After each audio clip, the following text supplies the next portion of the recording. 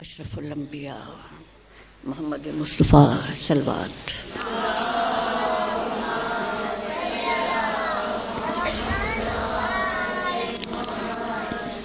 بر علی و اولاد علی صلوات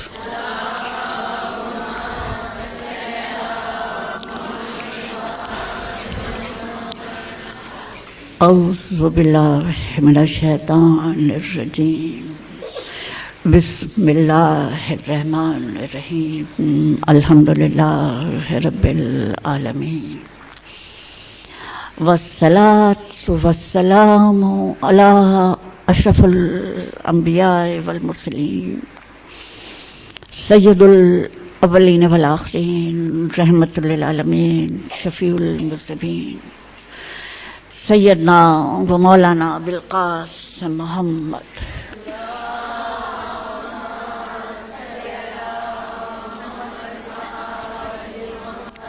وعلی آلہ طیبین طاہرین المعصومین المظلومین صلوات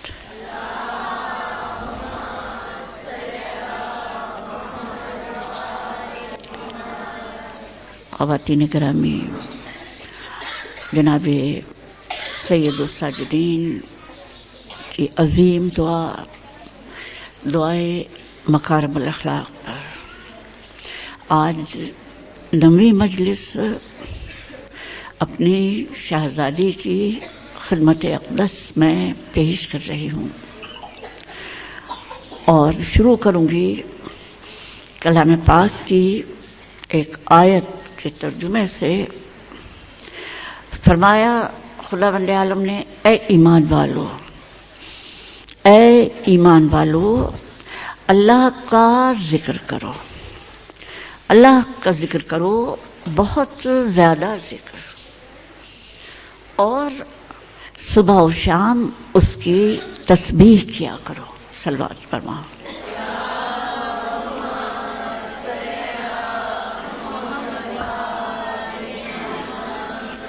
تو خواتین گرامی، خداوند عالم اس آیت میں اور کلام پاک میں بہت جگہ اس نے اپنے بندوں کو اپنے ذکر کی ہدایت کی۔ اس آیت میں بھی کہہ رہا ہے، اے ایمان والو، اللہ کا ذکر کرو، اللہ کا ذکر کرو اور بہت زیادہ ذکر کرو، اور صبح و شام اس کی پاکیزگی بیان کیا کرو۔ خواتین گرامی، یہ دعا جس کا ہم مطالعہ کر رہے ہیں، اس دعا میں جناب سید الساجدین نے اللہ کے احکامات کو دعاؤں کے اسلوب میں بیان فرمایا ہے، اور جیسا میں پچھلی مجالس میں عرض کر رہی تھی کہ دعا بہترین عبادت ہے، بہترین عبادت ہے۔ دوسرے دعا کے ذریعے ہم خداوند عالم کو براہ راست مخاطب کرتے ہیں، براہ راست اس سے کلام کرتے ہیں۔ اور کسی نے بڑی خوبصورت بات کہی کہ جو حیثیت غزل کو اردو ادب میں حاصل ہے، وہی حیثیت ہمارے مذہبی ادب میں دعا کو حاصل ہے۔ یعنی غزل کے معنی ہے محبوب سے گفتگو کرنا، محبوب سے گفتگو کرنا۔ تو جس طرح ہماری شاعری میں سب سے خوبصورت صنف غزل سمجھی جاتی ہے، اسی طرح ہمارے مذہبی ادب کی غزل جو ہے وہ دعا ہے۔ محبوب سے مخاطب ہو رہے ہیں، اللہ سے مخاطب ہو رہے ہیں، براہ راست مخاطب ہو رہے ہیں، اپنی محبت کا اظہار کر رہے ہیں، اپنے عشق کا اظہار کر رہے ہیں۔ تو اس حسین دین کے احکامات کو بیان کیا ہے، اور ہم جس دعا کا مطالبہ کر رہے ہیں اس میں مکارم اخلاق کے متعلق جناب سید الساجدین اللہ کے حضور دعا فرما رہے ہیں، اللہ سے طلب فرما رہے ہیں۔ اب یہاں ایک بات عرض کرتی چلوں خواتین محترم، کہ محض اللہ ہی ہدایت نہیں کرتا، ہم ہدایت طلب کرتے ہیں تو اللہ ہدایت کرتا ہے۔ یعنی یہ دو طرفہ عمل ہے، ایسا نہیں کہ اس میں ہماری کوئی ذمہ داری نہیں ہے۔ ہم خود کوشش کرتے ہیں بہتر بننے کی، اپنے ضمیر سے پوچھنے کی کہ نیکی کیا ہے، برائی کیا ہے، اپنی عقل سے سوچنے کی کہ وہ حق و باطل میں فرق کرے، اور پھر ہم ان کوششوں کے ساتھ ساتھ ہم یہ سمجھتے ہیں کہ ہماری کوششیں برابر ہوتی ہیں، ہمارے راستے آسان ہو جاتے ہیں جب ہم خداوند عالم کو پکارتے ہیں، اس کی مدد طلب کرتے ہیں۔ صلوات پر محمد۔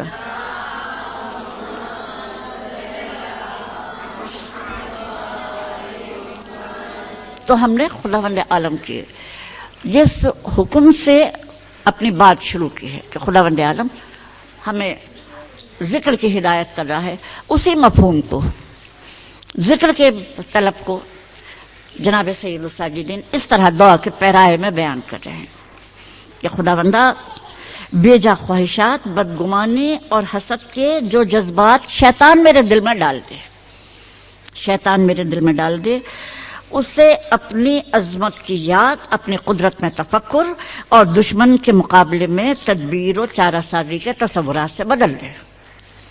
یعنی اب امام اس ذکر کی اہمیت کو دعا کے پیرائے میں بیان کر رہے ہیں کہ خداوندہ تیرے ذکر کی کیا اہمیت ہے، تیرے ذکر کتنا ہمارے لیے، ہماری ہدایت کے لیے ضروری ہے کہ آپ نے فرما رہے ذکر کی ضرورت کیوں ہوتی ہے، تو آپ فرما رہے ہیں خداوندہ یہ شیطان ہر وقت، ہر لحظہ جب بھی ہم ذرا بھی تیرے ذکر سے غافل ہو جائیں، ہمارے دل میں بے جا خواہشات، حرص و ہوس، دوسرے سے بدگمانی اور حسد کے جذبات پیدا کرتا رہتا ہے۔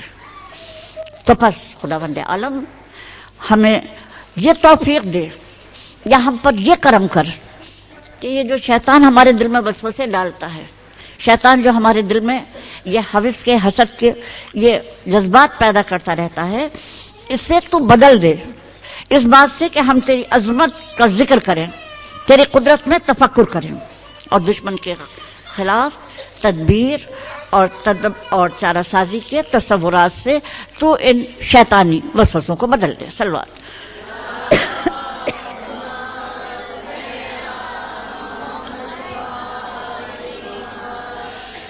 کہ دلوں کو پاک کرنے کا، دلوں کو شیطانی ترغیبات سے پاک کرنے کا سب سے بڑا ذریعہ امام سید الساجدین ہمیں بتا رہے ہیں اللہ کی یاد ہے۔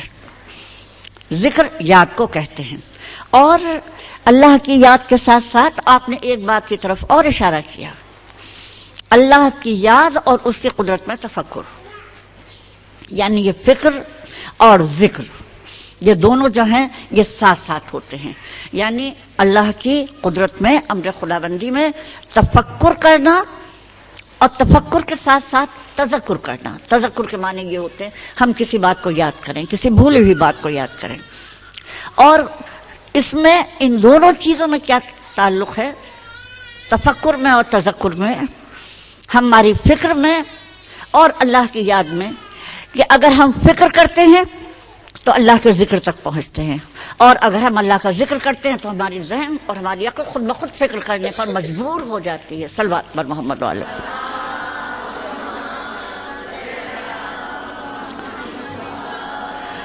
اب دیکھیے اللہ کی یاد سے ہم فکر کیسے پیدا ہوتی ہے، فکر کیسے بیدار ہوتی ہے، عقلیں کیسے جاگتی ہیں، کہ سورہ آل عمران کی آخری آیات ہیں، غالباً 191 آیت ہے، جس میں خداوند عالم نے مومنوں کی کچھ خصوصیات بتائی ہیں کہ یہ وہ ہیں کہ جو قیام میں، قعود میں یا پہلوؤں سے لیٹے ہوئے اللہ کو یاد کرتے ہیں۔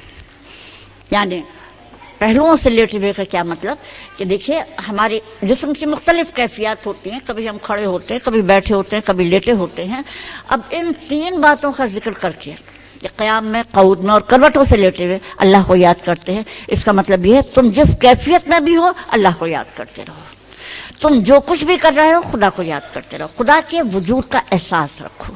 جیسا کہ میں نے پچھلی مجالس میں عرض کیا تھا کہ ایمان کے معنی یہ خدا کے وجود کا احساس کرنا، خدا کو موجود سمجھنا، اور پھر اس کے بعد خدا کو یاد کرنے کے بعد خداوند عالم کہہ رہا ہے کہ اور آسمان و زمین کی تخلیق میں غور کرتے ہیں، یعنی اللہ کا ذکر کر رہے ہیں اور پھر یہ سوچ رہے ہیں زمین و آسمان کو کس نے پیدا کیا، خدا کی قدرت میں غور و فکر کرتے ہیں کہ آسمان و زمین کی تخلیق میں غور کرتے ہیں، اور پھر یہ کہتے ہیں کہ خداوندہ تو نے اس کارخانہ قدرت کو عبث نہیں پیدا کیا، بیکار نہیں پیدا کیا. اب خواتین گرامی خاص طور سے غور کرنے کی بات ہے.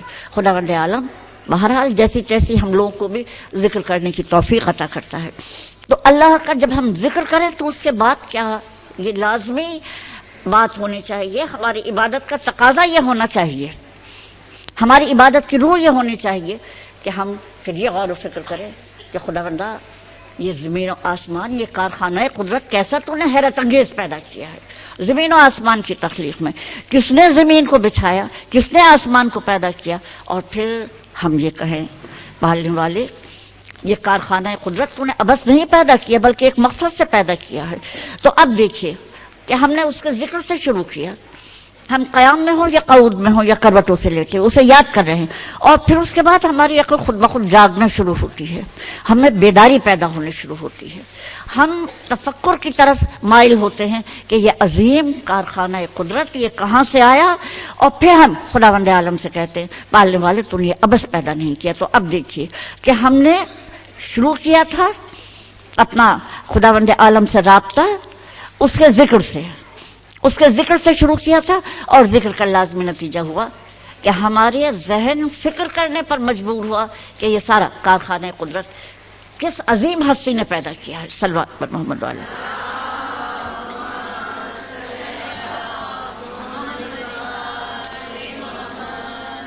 اور پھر دیکھیے ہم عموماً عبادت محض اپنی واجب عبادات کو سمجھتے ہیں, لیکن ہمارے ائمہ نے ہمیں کیا تعلیم دی اور خود خداوند عالم نے کیا تعلیم دی.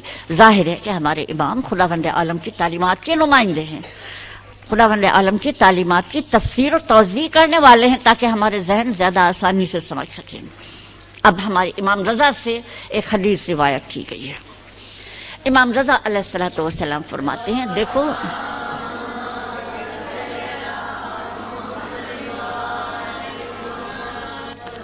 کہ عبادت محض نماز و روزہ نہیں ہے, یہ تو ہیں عبادتیں, لیکن محض نماز و روزہ نہیں ہے, بلکہ عبادت میں یہ بھی شامل ہے کہ خدا عز و جل کے امر میں تفکر کیا جائے. فکر یہ عبادت بتائی گئی, یہ تعقل کرو, سوچو. اللہ کے امر میں تفکر کرنا یہ ہمیں بتایا گیا, یہ بہت بڑی عبادت ہے, اور یہ اتنی بڑی عبادت ہے کہ احادیث معصومین میں کہا گیا کہ 1 گھنٹے کا تفکر 40 سال کی عبادت سے زیادہ افضل ہے. اور کس وجہ سے افضل ہے خواتین گرامی؟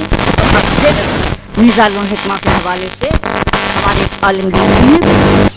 تو دیکھو یہ روزہ نماز کی کثرت محض یہی عبادت نہیں ہے, بلکہ وہ فکر جو انسان کو خدا سے قریب کرتی ہے, وہ فکر جو اللہ سے انسان کو قریب کر دے, اور وہ جو اللہ کی بندگی سے آشنا کر دے, وہ سب سے بڑی بات ہے. اب معصومین نے کہا کہ 1 گھنٹے کا تفکر 40 سال کی عبادت سے زیادہ ہے. تو 40 سال کی عبادت سے افضل کیوں ہے؟ تو اب دیکھیے ہمیں یہ بتایا جا رہا ہے اس لیے افضل ہے, ہماری عام عبادات سے زیادہ افضل ہے تفکر کرنا, تعقل کرنا, اس لیے کہ تمہاری فکر تمہیں خدا سے زیادہ قریب کر دیتی ہے, فکر تمہیں اللہ سے زیادہ قریب کر دیتی ہے اور بندگی سے زیادہ آشنا کرتی ہے. یعنی خواتین گرامی غور کیجئے, ہم اکثر عبادتیں غافل قلب کے ساتھ بھی ادا کر لیتے ہیں, لیکن اگر ہم فکر کریں گے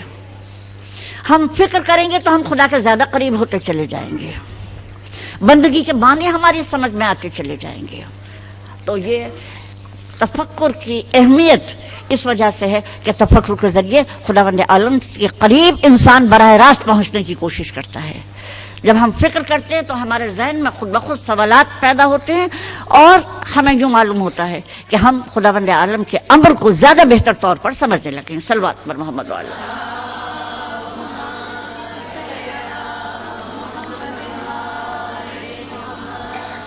اب ہم ظاہر ہے کہ ہم کلام الہی سے اور اقوال معصومین سے یہ سمجھنے کی کوشش کریں گے کہ تفکر کے آخر معنی کیا ہیں, فکر کریں کس چیز میں فکر کریں آخر, اور فکر کے کون کون سے موقع آتے ہیں کہ جب ہم سوچنے کی کوشش کریں, جب ہم امر خداوندی میں تفکر کرنے کی کوشش کریں.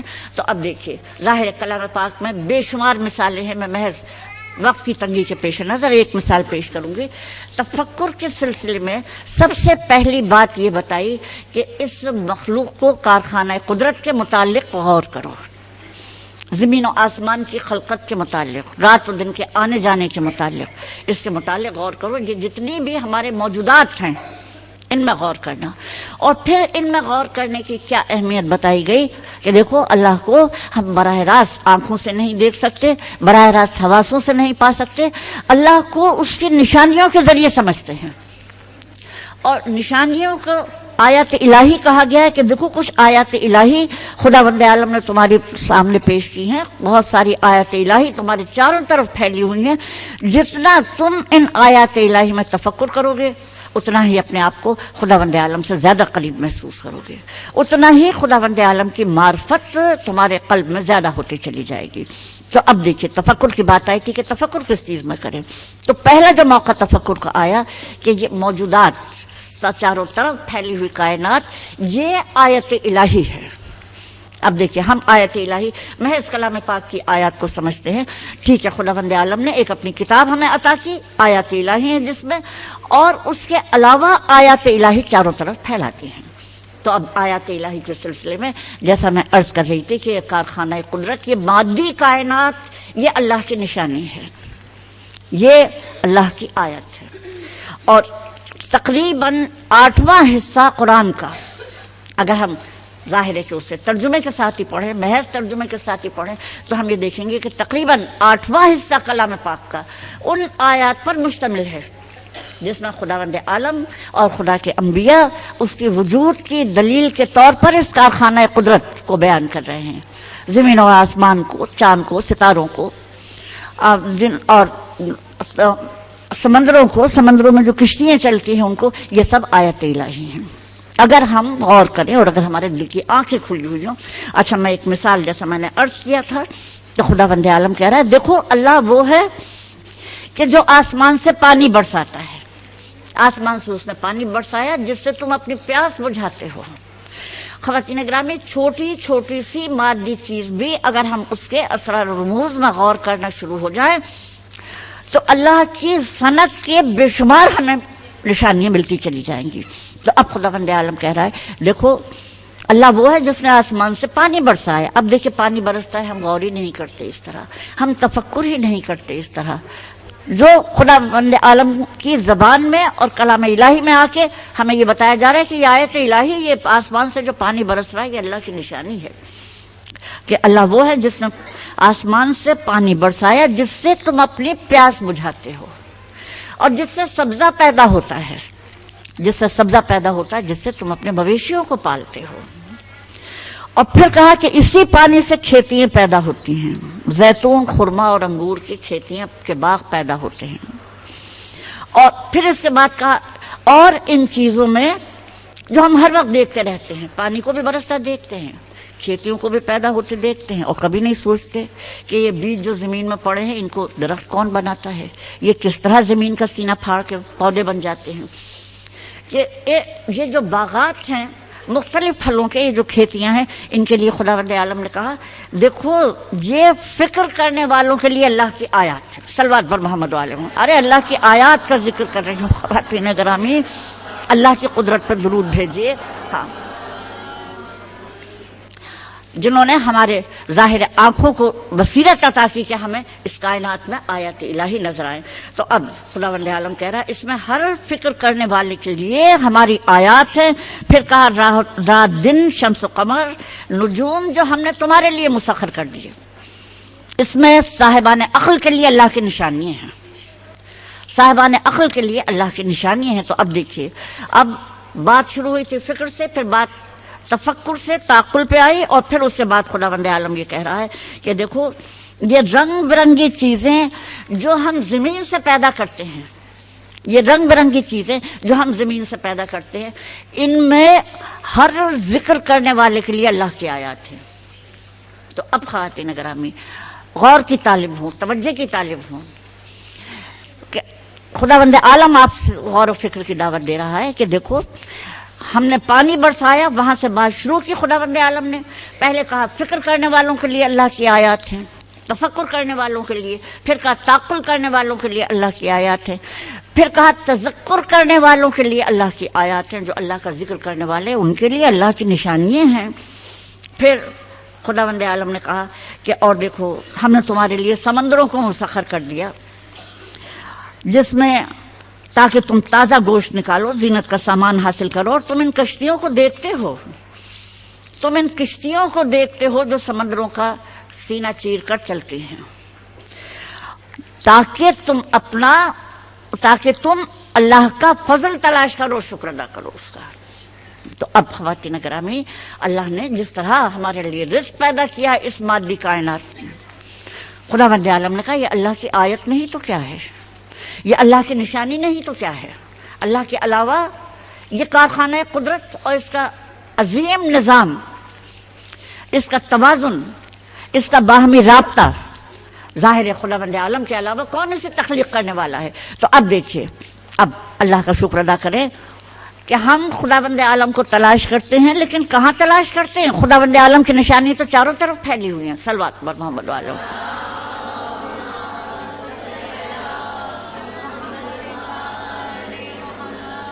پھر ہمیں بتایا گیا کہ دیکھو انفس و آفاق میں ہم نے اپنی بے شمار نشانیاں، بے شمار آیات پیدا کی ہیں، گویا نہ صرف آفاق میں، اب تک تو ان آیات کا ذکر ہو رہا تھا اللہ کی جو آفاق میں پیدا کی گئی، جو اس کارخانہ قدرت میں پیدا کی گئی، یعنی مادی کائنات میں پیدا کی گئی، بلکہ میں یوں کہوں اب ایک اور ڈائمینشن بڑھتی ہے، ایک اور بات بڑھتی ہے کہ خداوند عالم کہہ رہا ہے انفس و آفاق میں، گویا اللہ کی آیات، اللہ کی نشانیاں تو اے انسان تیرے اپنے وجود میں بھی موجود ہیں اگر تو ان پہ غور کرے، یعنی انسان تو خود آیت الہی ہے اگر وہ غور کرے۔ تو یہ جو ایک وجود پیدا کیا ہے جسے انسان کہتے ہیں، جس کے لیے جناب امیر المومنین علیہ الصلوۃ والسلام نے فرمایا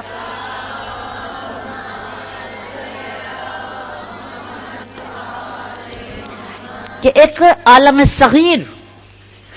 صغیر جس کا ایک محدود وزن ہے، محدود قد و قامت لے کے پیدا ہوتا ہے، لیکن اس میں ایک عالم کبیر پوشیدہ ہے، یعنی اس کی جو صلاحیتیں ہیں، اس کی ذہنی صلاحیتیں، اس کی اخلاقی صلاحیتیں، جس کی وسعتوں کا انسان اندازہ نہیں کر سکتا ہے کہ ہم ایک عالم صغیر ہیں، چھوٹی سی چیز ہیں، ہم سے کہیں زیادہ بڑے جسم و جثے کے جانور خدا نے پیدا کر دیے، لیکن جو انسان کی روح ہے، انسان کی نفس کی صلاحیتیں، انسان کی ذہن کی صلاحیتیں، انسان کے علم کی صلاحیتیں، انسان کے اخلاق کی صلاحیتیں، ان پہ تصور کرو تو انسان کے وجود کی وسعتوں کا پتہ نہیں چلے گا۔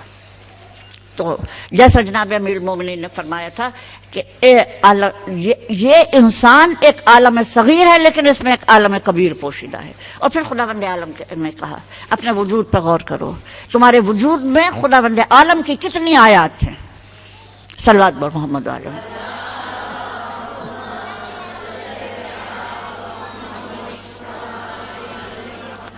ارے بھائی آیات الہی محمد و آل محمد پہ درود تو بھیجیے بآواز بلند۔ ہاں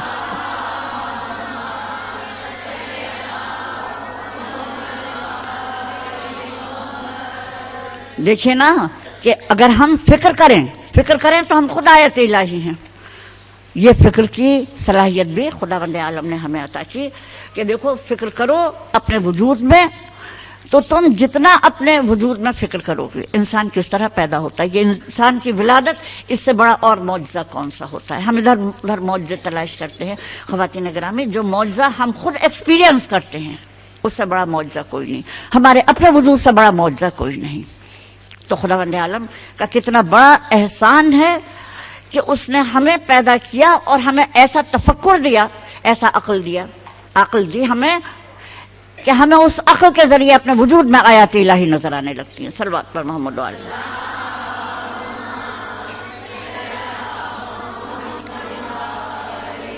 تو اب دیکھیے تفکر کی بات ہو رہی تھی کہ ہم کس چیز میں تفکر کریں کہ اللہ کے ذکر تک پہنچ سکے، یا ہم کس چیز میں ذکر کریں کہ ہمارا دل خود اللہ کا ذکر کرنے لگے۔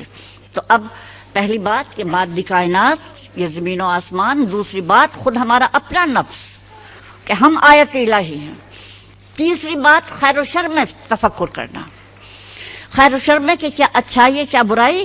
اس کے لیے خواتین گرامی میں پھر عرض کروں، میں نے شروع کی مجالس میں ان آیات کا حوالہ دیا تھا جس میں خداوند عالم نے کہا کہ ہم نے تمہاری اچھائی اور برائی تمہارے نفس پہ الہام کر دی ہے، تمہارے نفس پہ الہام کر دی. اپنے نفس کو پہچاننے کی تو کوشش کرو.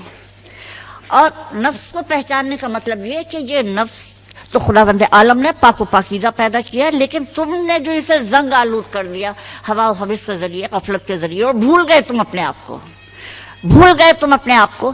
ان تمام زنگ آلود شیشوں کو صاف تو کرو، پھر تم دیکھو گے کہ خداوند عالم خود تمہیں حق و باطل کی کیسی صاف تمیز عطا کرتا ہے، کس طرح سے میزان حق و باطل عطا کرتا ہے. تو اب تفکر کا تیسرا موقع یہ کہ سوچو، عمل کرنے سے پہلے سوچو، فیصلہ کرنے سے پہلے سوچو کہ کیا اچھائی ہے اور کیا برائی ہے. اچھائی اور برائی میں تفکر کرنا. خواتین گرامی، جب ہم پہچاننے کی کوشش کریں گے کیا اچھائی ہے کیا برائی ہے، تو ہم خود بخود یاد الہی سے، ذکر خداوندی سے قریب ہوتے چلے جائیں گے. صلوات پر محمد علیہ.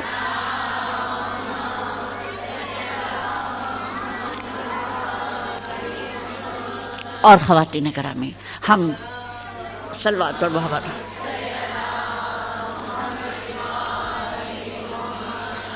اور دیکھیں ان سب باتوں میں فکر کا نتیجہ یاد الہی. اور پھر اب چوتھی بات میں بتاتی ہوں. چوتھی فکر کی منزل ہے موت کی یاد.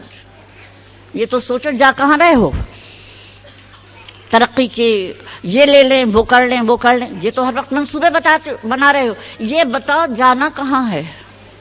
موت کی یاد، اس میں تو فکر کرو گے نا. یہ تو ہر ایک کو پیش آنی ہے.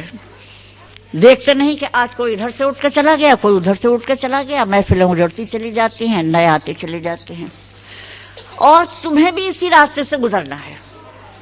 حالانکہ ہم اتنے غافل ہیں کہ ہم یہ سمجھتے ہیں کہ موت محض دوسروں کے لیے ہے. یہ بھی قول معصوم ہے کہ انسان یہ سمجھتا ہے کہ موت محض دوسروں کے لیے، ہمارے لیے نہیں ہے. لیکن موت ہم سب کے لیے ہے.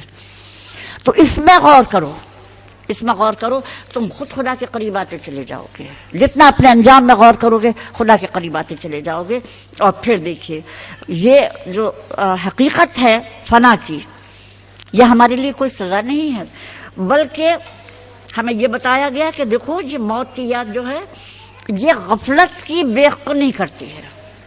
ہم جو غافل بیٹھے رہتے ہیں نا، نہ زمین و آسمان کی خلقت میں غور کرتے ہیں، نہ اپنے وجود میں غور کرتے ہیں، نہ اچھائی اور برائی میں غور کرتے ہیں، بالآخر موت کی یاد تو غفلت کی بے قنی کرے گی. اگر موت کو یاد کرو گے، اسے بھی بھولے رہو تو دوسری بات ہے. پھر نہ صرف غفلت کی بے قنی کرتی ہے بلکہ اللہ کے وعدوں سے دل کو تقویت دیتی ہے.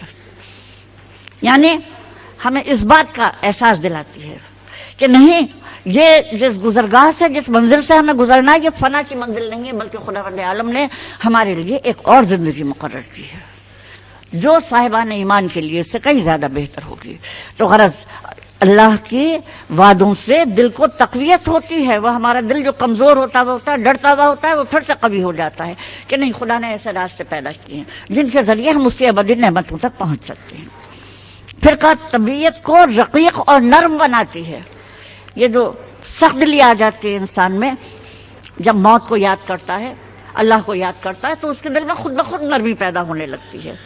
پھر ہوا و ہوس کے جھنڈوں کو سرنگوں کرتی ہے. یہ جو ہم ہر وقت ہوس سے مبتلا رہتے ہیں اور سب کچھ ملنے کے بعد بھی مطمئن نہیں ہوتے، سب کچھ ملنے کے بعد بھی مزید کی خواہش کرتے رہتے ہیں. تو خواتین گرامی، ہمیں یہ بتایا معصومین نے کہ موت کو یاد کرو گے تو یہ ہوا و ہوس کے طوفان جو ہیں یہ ٹھنڈے پڑ جائیں گے، بلکہ جو کچھ خداوند عالم نے دیا ہے اس پہ شکر کرنا سیکھو گے، اس پہ خوش ہونا سیکھو گے. اور پھر خواتین گرامی، اس کے بعد اگلی آخری بات یہ بتائی کہ انسان دنیا کو حقیر سمجھنے لگتا ہے. دنیا کے پیچھے کتوں کی طرح نہیں بھاگتا بلکہ دنیا کو بے حقیقت سمجھنے لگتا ہے، اس لیے کہ وہ سمجھتا ہے کہ اس کی منزل کہیں اور ہے.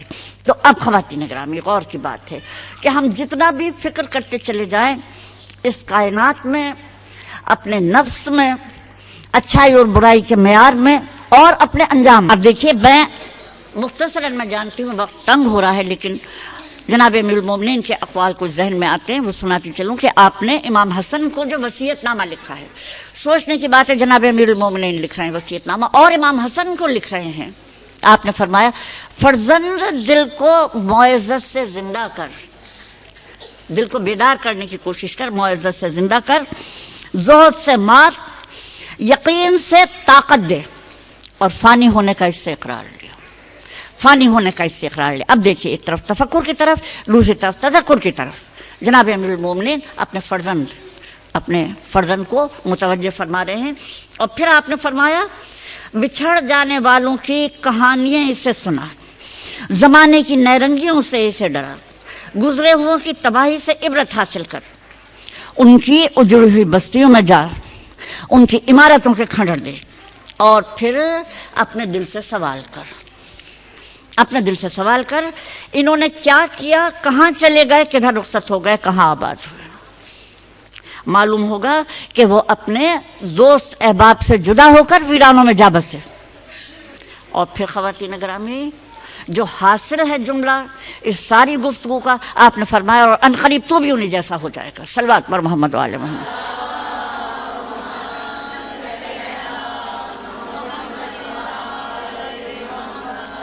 تو اب خواتین گرامی دیکھیں، ہم لوگ تفکر کو، ہم غور کریں کہ تفکر کو دین میں کتنی بنیادی حیثیت حاصل ہے. دیکھیے خداوند عالم نے 3 چیزیں دی ہیں جن کا کئی دفعہ ذکر کیا ہے کہ بہت بڑی نعمتیں ہیں. سمع ہے، بصر ہے اور افئدہ ہے، کہ یعنی سننے کی صلاحیت، دیکھنے کی صلاحیت اور سوچنے کی صلاحیت، عقل. اب غور کرنے کی بات ہے، سمع بصر تو جانوروں کو بھی دیے ہیں، سنتے تو وہ بھی ہیں، دیکھتے تو وہ بھی ہیں. آپ کی کیا فضیلت ہے؟ ہم کہاں ان سے برتر ہو جاتے ہیں؟ ہم کہاں جا کے اشرف المخلوقات ہونے کا شرف حاصل کرتے ہیں؟ اس فیکلٹی کی وجہ، اس صلاحیت کی وجہ سے جسے ہم افئدہ کہتے ہیں کہ یہ عقل ہے، سوچنے کی صلاحیت ہے، تفکر کرنے کی صلاحیت ہے، کہ جتنا ہم اسے استعمال کریں ہم خداوند عالم کے ذکر کے قریب آتے چلے جائیں گے. پھر ہمارا دل اللہ کو یاد کرے گا. اور اللہ کو یہ کیسے یاد کرے گا؟ اللہ نے کہا تم میرا ذکر کرو میں تمہارا ذکر کروں گا. کتنی بڑی فضیلت ہے انسان کی. تم مجھے یاد کرو میں تمہیں یاد کروں گا. اور پھر کلام پاک میں ایک اتنی بڑی حقیقت بتائی گئی کہ دیکھو تمہیں اطمینان قلب کہیں نہیں مل سکتا. آزما کے دیکھ لو، دولت میں، عہدے میں، اس میں، اس میں، ہر جگہ، شہرت میں، ہر چیز میں آزما کے دیکھ لو، تمہارے قلب کو اطمینان کہیں نہیں ملے گا علاوہ ذکر خداوند عالم کے. صلوات پر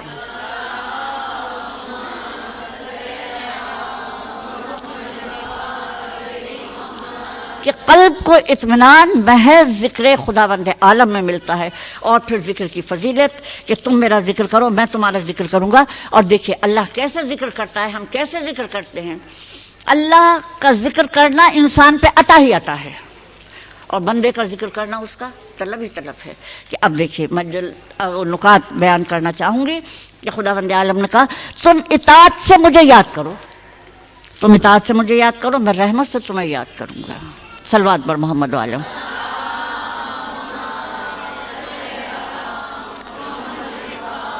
یہ فخر الدین رازی کی تفسیر ہے اس کی کہ اس آیت کی کہ تم میرا ذکر کرو میں تمہارا ذکر کروں گا. تفسیر نمونہ میں بڑی تفصیل سے لی ہوئی ہے اور یہاں حوالہ دیا ہے اس آیت کا کہ اطاعت کرو اللہ کی اور اس کے رسول کی تاکہ تم پر رحم کیا جائے. وہ تم اسے اطاعت سے یاد کرو وہ تمہیں رحمت سے یاد کرے گا. تم دعا سے یاد کرو وہ قبولیت سے یاد کرے گا.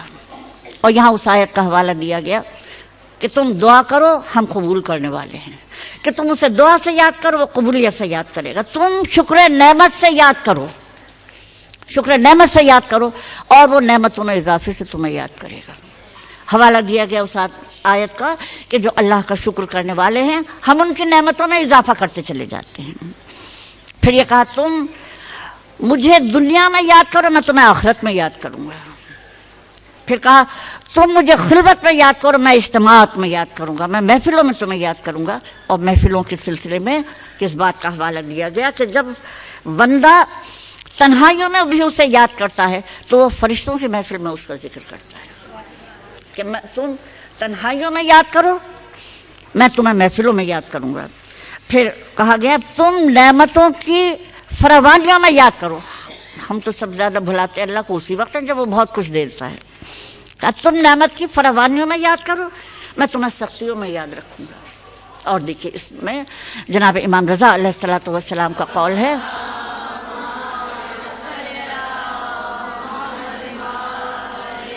کہ آپ نے فرمایا جب تم نعمتوں میں گھرے ہوئے ہو تب بھی اللہ کو یاد کرو تاکہ سختیوں میں وہ تمہیں یاد رکھے.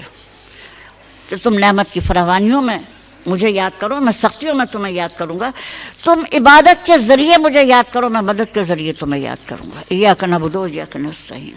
عبادت کے ذریعے یاد کرو، میں مدد کے ذریعے تمہیں یاد کروں گا.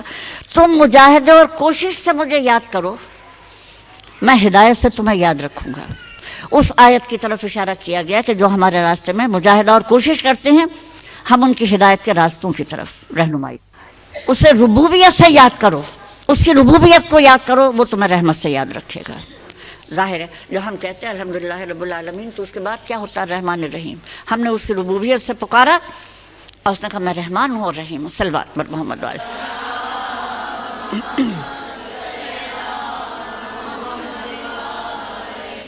تو اب خواتین گرامی غور طلب بات ہے کہ خداوند عالم کو جب ہم یاد کرتے ہیں تو خداوند عالم کس طرح سے ہمیں یاد کر رہا ہے اور کس طرح ہمیں نوازتا چلا جاتا ہے. صلوات بر محمد والے.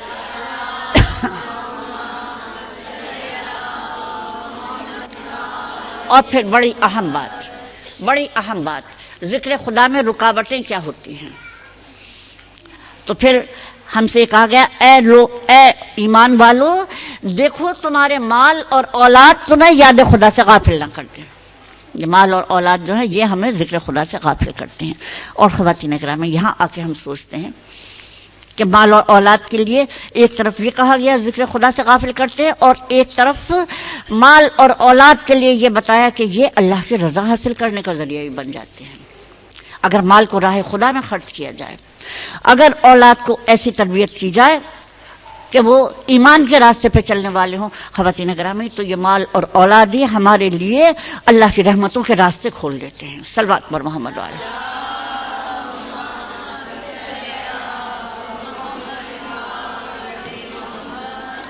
اگر اس مال و اولاد کو ہم اللہ کی محبت حاصل کرنے کا ذریعہ بنا لیں تو ظاہر ہے اس سے زیادہ بڑی نعمت خداوند عالم کی کوئی نہیں ہو سکتی. اور پھر ہمارے سامنے کربلا کا واقعہ ہے. کربلا کے واقعے سے بڑا سبق ہمارے لیے کوئی نہیں کہ جہاں ہم اپنے امام کو یہ دیکھتے ہیں کہ اللہ کی محبت کے راستے میں مال کو بھی کس طرح قربان کیا، اولاد کو بھی کس طرح قربان کیا. خواتین گرامی جوان تو لڑنے والے ہوتے ہیں لیکن 6 مہینے کا بچہ قابل غور بات ہے. یہاں اس فرش عزا پر پتہ نہیں کتنی مائیں بیٹھی ہیں جنہوں نے چھوٹے بچوں کو اپنی گودوں میں پالا ہوگا. اس عمر کے بچے تو بڑے نرم و نازک ہوتے ہیں. ان کا حق ہے کہ ان سے محبت کی جائے، ان کا حق ہے کہ انہیں تحفظ دیا جائے. صلوات بر محمد والے.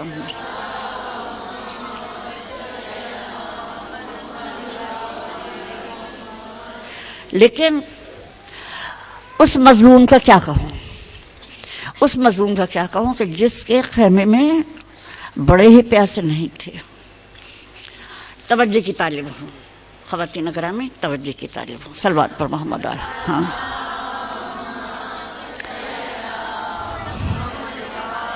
بلکہ چھوٹے چھوٹے بچے بھی 3 دن کے پیاسے تھے.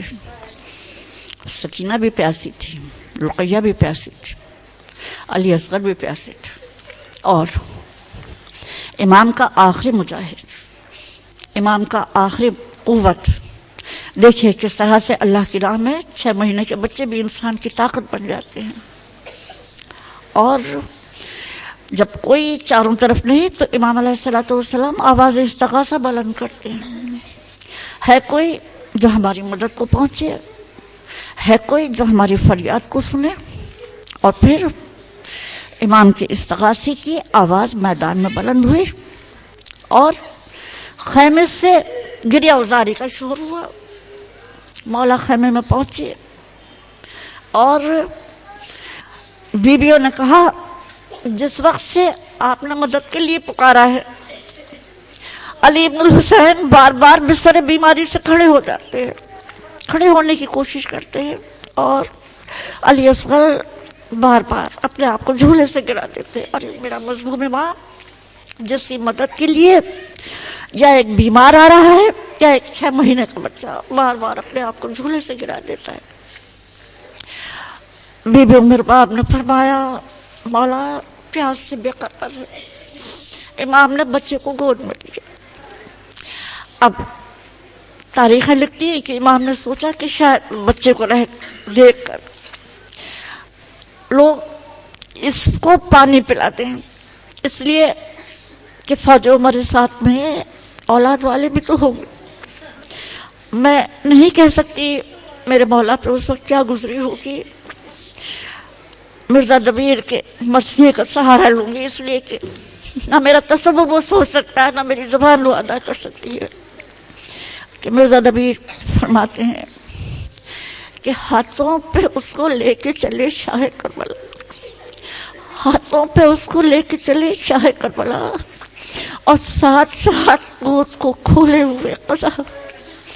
لکھا ہے دھوپ تیز تھی اور گرم سی ہوا، بچے پہ ماں نے ڈال دی اجلی سی ایک ردا، اور چادر نہ تھی وہ اس رخے پر آب و تاب پر، ٹکڑا سفید ابر کا تھا آفتاب.